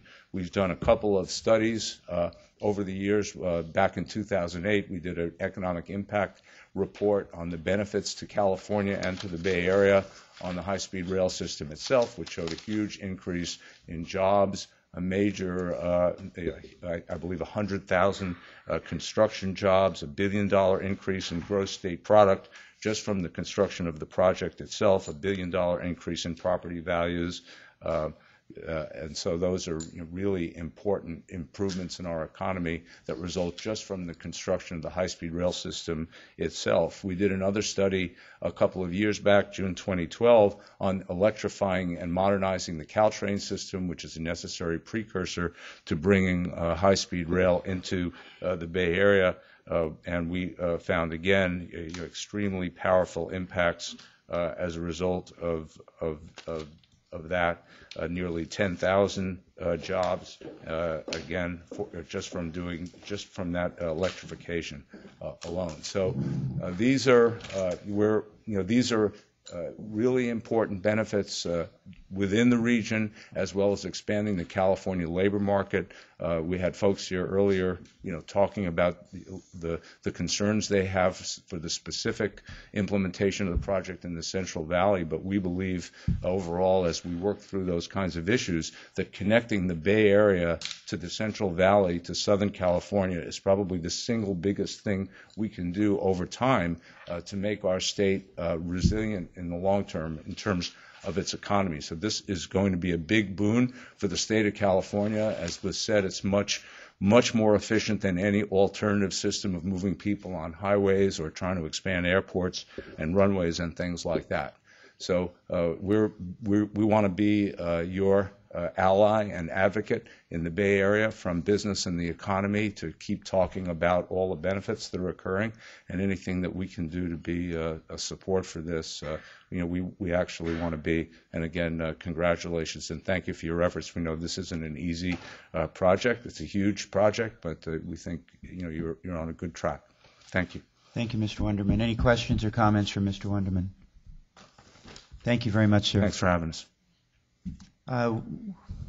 As a request, and I wanted to let the audience know, we're going to move item number 7, which is an action item, to the next item, and then we will come back to the informational presentation from San Francisco International. So, John, if you're able to step up. This is item 7, the consideration to adopt the CP23 design build contract risk information contingency. Good morning, Vice Chair Richard. Good morning, John. Good morning, board members. It's my pleasure to be here in beautiful San Francisco. My name's John Tapping. I'm the risk manager for the authority. Board Resolution 1320, approved on August 1st, 2013, provides for a risk-informed approach in determining appropriate levels of contingency for our design build projects. Thank you.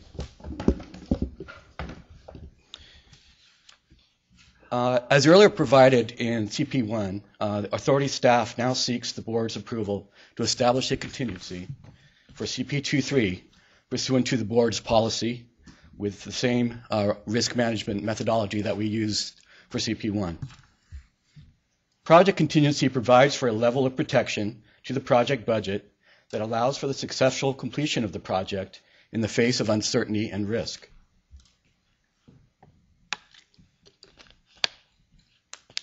The establishment of a contingency is managed by the owner and is standard for design build contract processes. The authority staff has conducted an exhaustive and comprehensive risk-informed analysis relative to the design and construction of CP23. I'm going to talk a little bit about the methodology. First of all, we have a comprehensive risk register for the program, and in particular CP23. The risk register identifies dozens of risks and prioritizes the risk and has mitigation actions for these risks. But it also quantifies the risks in terms of probability and impact. For example, what is the probability of a risk may occur? And if the risk does occur, what is the impact? These inputs are derived from a workshop with cross-functional expertise. So we have design people in the room, right-of-way people in the room, environmental people, engineers. And through this workshop process then, we input into a Monte Carlo simulation model, which I'll talk about a little bit in detail. To get there, though, it was quite a complex analysis this time around, and a bit more sophisticated. We have a baseline schedule, which we actually inserted risk and uncertainty into the schedule, as well as costs. So we have an integrated cost schedule, risk-informed schedule. And so with the uncertainty and the risks that are in this schedule, you have probabilities and impacts, and then you run it through a simulation. The simulation basically determines the possible range of outcomes. And so it gives you a confidence level. What's so why it's such a great tool. It's not a deterministic one number. It gives you a range of possible outcomes. So you can look at the range of possible outcomes and you can choose a confidence level in moving forward in setting your contingency, which is really a valuable tool. So as a result of the analysis on the risk-informed analysis, the simulation and the methodology basically indicates that a contingency of approximately 261,200,000 results in a 90% confidence level. In other words, there's a 90% probability that the project will be successfully completed with this contingency provided with this contingency. Allocating this contingency will not change the bottom line budget. It's accounted for in the budget. As I said before, contingency is a normal process for managing owner risk and assigned to a project. A confidence level of 90% is prudent in this case because of the steepness of the probability distribution. In other words, it gives you bigger bang for your buck in terms of setting your contingency. For example, it gives you an increased confidence level for a relatively moderate increase in setting an additional contingency. And it's really an outcome of the probability distribution of this particular project.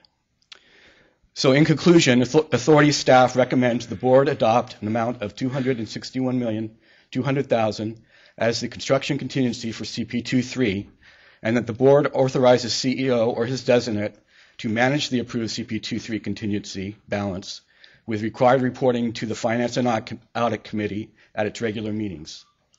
Thank you. That concludes, and I'll take any questions that you may have. Thank you, Mr. Tapping. Mr. Morales? Just a quick comment, just to reinforce some of what John said. As I think the board knows, as John said, contingency is a function of all projects, and it's to address issues that could arise, largely third-party issues.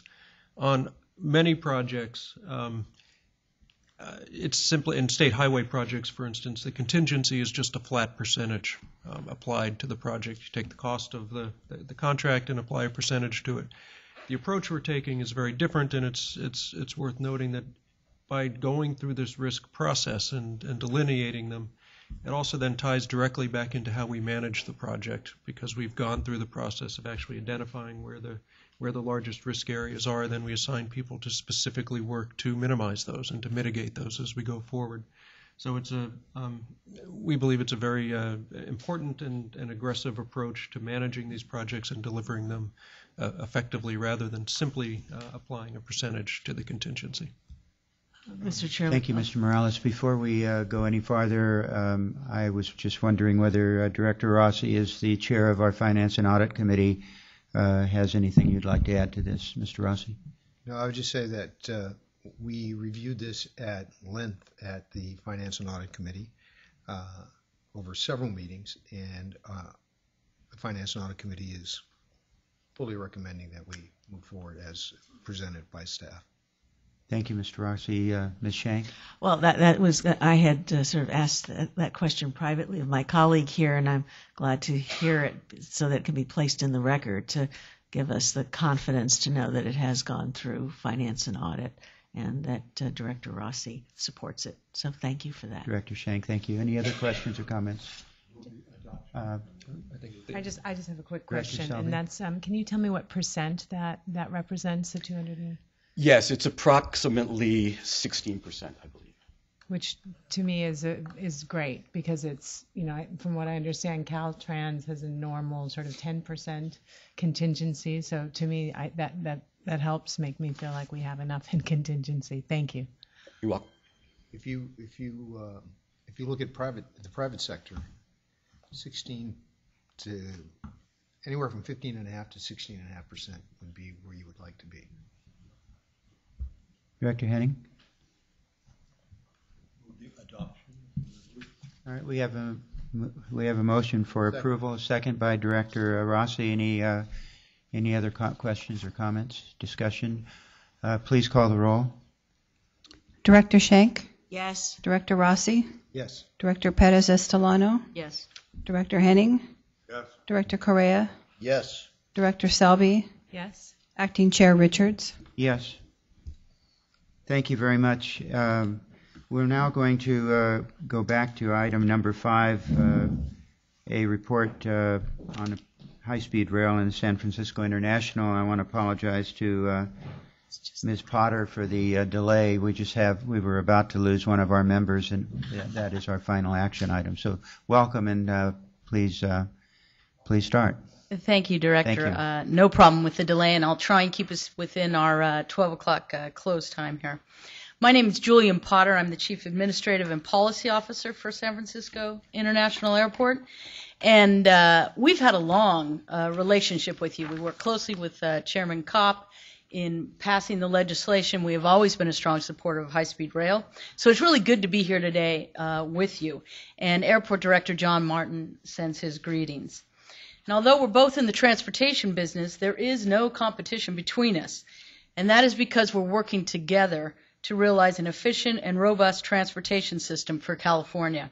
Your trains are a necessary addition to the airport's current flights that serve passengers flying from the Bay Area to Southern California. In fact, due to runway configuration and geographic location on the water, there is no space to accommodate increasing flight demand through expanded runway capacity without engaging in extensive bay fill, and that was unsuccessfully tried several years ago. So we believe the airport's future is tied directly to high-speed rail, and we are fond of referring to it as our third runway.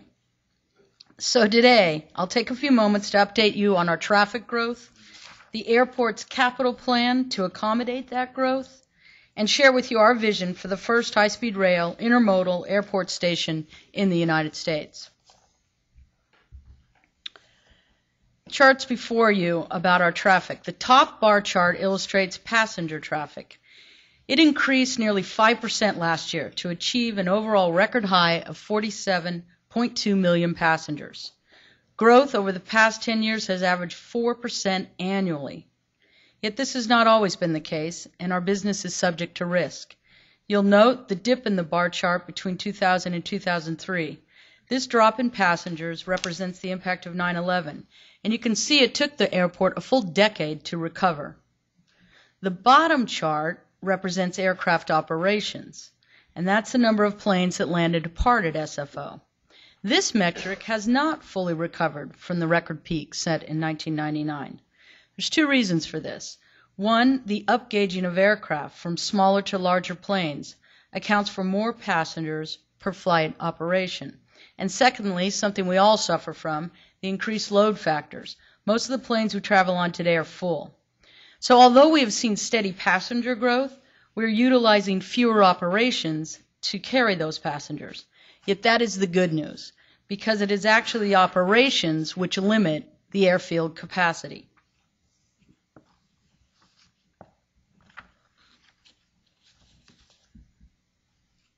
Recent additions in international service has resulted in an 11.3% increase in international seat capacity. In the past 8 years, we have added 17 new international carriers. A key area of growth we see today is from Asia. SFO serves more nonstop destinations in China than any other U.S. airport. It is precisely this continuing trend in our international growth that compels us to ensure that the airport is using its runway capacity in the most efficient manner possible. SFO has 95% of the international market share, but if you look at the overall market between the 3 Bay Area airports, SFO settles in at about 70%. Now when you look at employments, those persons who originate in the Bay Area, all 3 Bay Area airports experienced growth last year. In fact, both San Jose and Oakland grew at a higher percentage than SFO, by 6.9% and 6.1% respectively. Now to our corridor. California has one of the busiest air traffic corridors in the nation. Passengers traveling between the Bay Area, whether it be San Francisco, San Jose, or Oakland, and Southern California, which includes all the LA Basin airports, accounts for 23%, more than 7.5 million passengers annually leave the Bay Area to head to Southern California. Now, a slightly different look, and you might not have noticed the slide change, but it is different. It's the number of operations, right? So 27% of all the flights that go out of the Bay Area to Southern California, and that's about 220 daily flights leaving. By 2035, the potential benefits to San Francisco Airport by high-speed rail would be to reduce annually by 2.4 million the number of passenger trips and to eliminate 5.3% of all operations on our runways. This is why our destinies are tied together. The success of high-speed rail will free up valuable runway capacity at SFO and enable us to serve our growing long-haul and international markets. In serving all of these new passengers, it's important that we build new facilities to accommodate and support that growth. Terminal 2, if any of you have flown through SFO lately, which has Virgin and American, that is the new standard, the new industry for airports. It's our main reason that we're undertaking a 10-year, $4.5 billion capital plan, and it's our goal to bring the entire airport up to that T2 standard. A key component of bringing it up to that standard is the guest experience. I'm just going to quickly run through some of our projects. Terminal 1, serving Alaska and Southwest, has long been in need of an overhaul. It was built as a temporary facility 50 years ago, and it's truly showing its age. We will add 6 new gates, and through a phased construction schedule, expected to be fully operational by 2020. Additionally, these new gates, there will be swing gates between Terminal 1 and the International Terminal to allow for more capacity.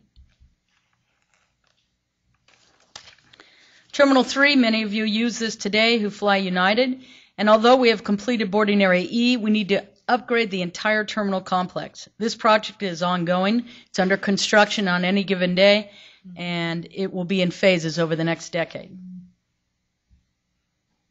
The Air Traffic Control Tower, one of the most recognizable projects happening at SFO. State-of-the-art facility and iconic landmark.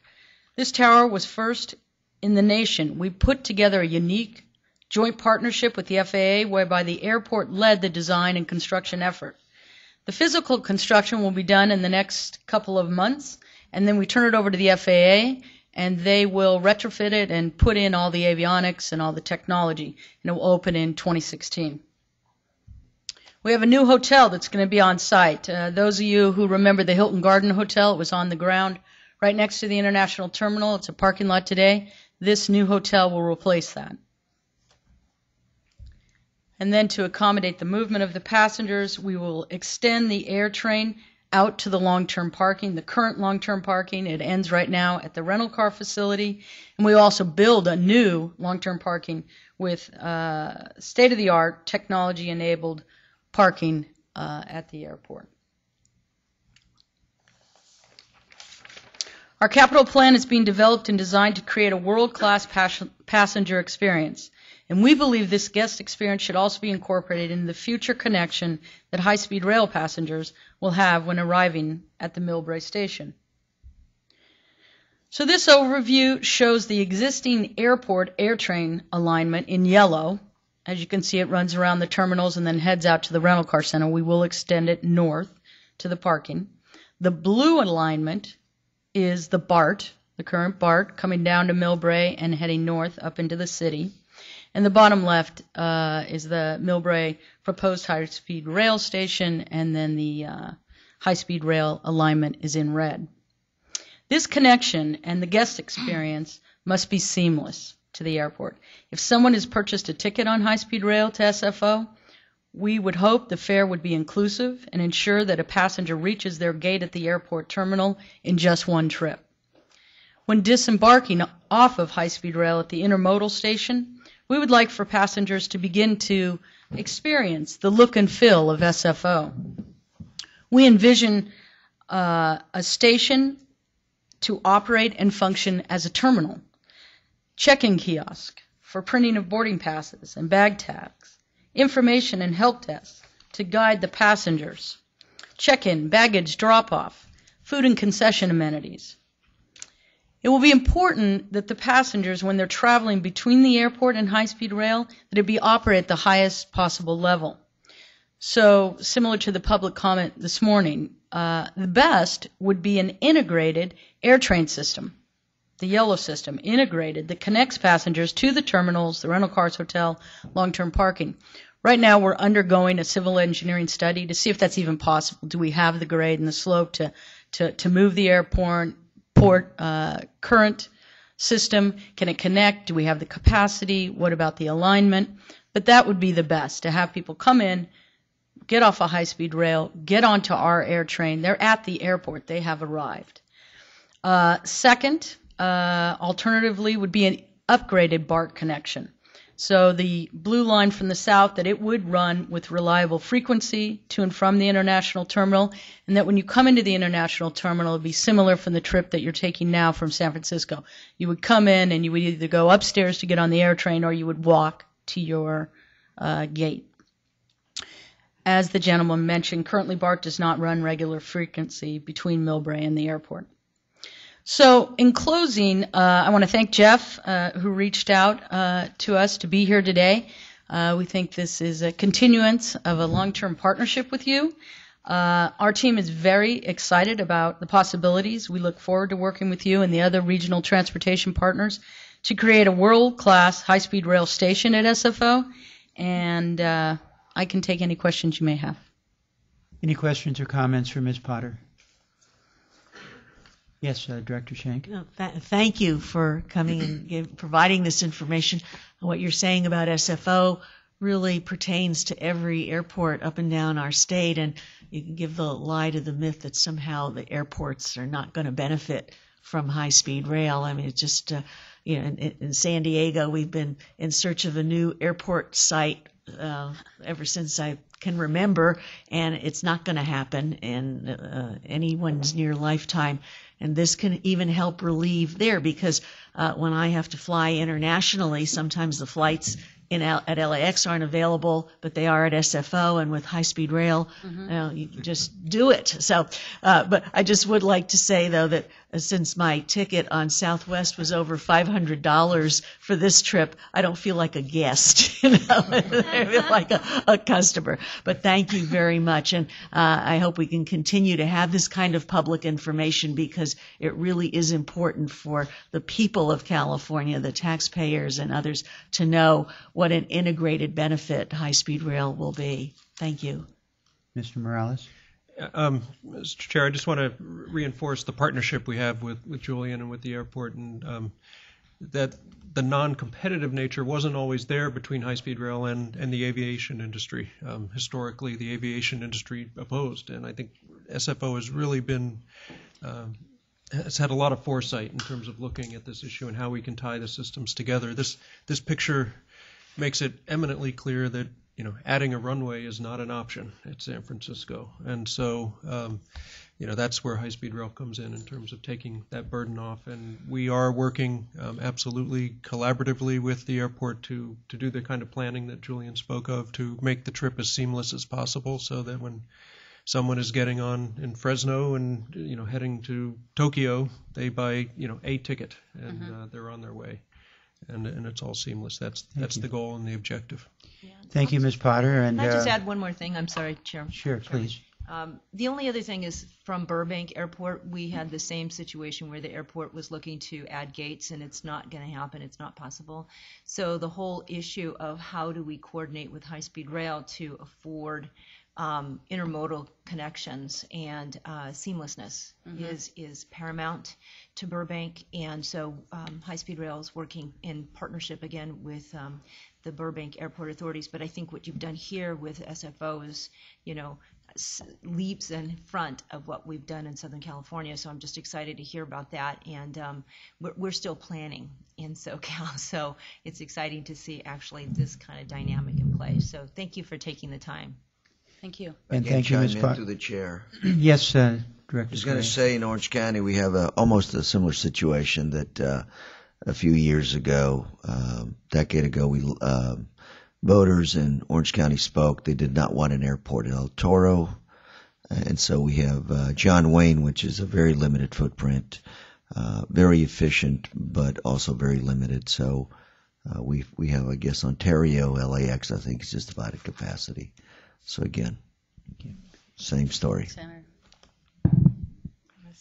Ms. Potter, thank you very much. I would only say that we will be more than proud to be your third runway. Okay.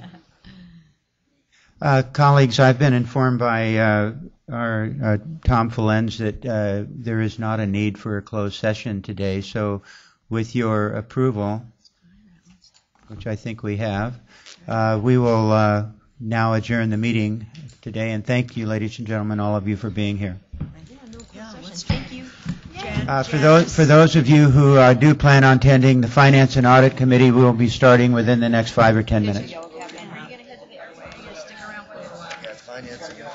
Oh, sorry. Are you part of that, Lynn? No. You can call for Lynn. Take care of me. Oh, thank you very much. Get my stuff from my room. Oh, good. Thank you very much. Thank you. Oh, yeah. Perfect. But we don't do Turner? You got Turner. That's right. Okay, see you next time. I hope so. Then we do the pledge. Son of a bitch. All right. Hi, Dennis. I was worried when you got up and said if you're circling here. Hi. We're going out to know where we gonna wrap up. I'm going to see right now. I can make a much more fight to begin it. That's what I've been working on forever. Thank you for making the time and taking the trip. I'd like to get some specific in terms of numbers and dollars attached to these projects. He doesn't. What? I told you I can read. I see your lips. I can see my lips. This guy's always picking on me. I'll tell you, he's always. Yeah, a little more detail on the city of Anaheim stuff. Thank you. As well as you, thank you. Thank you. Yes, please. Wonderful. Thank you very much. I'm very vigilant, trying very, very hard to make sure. Not even close.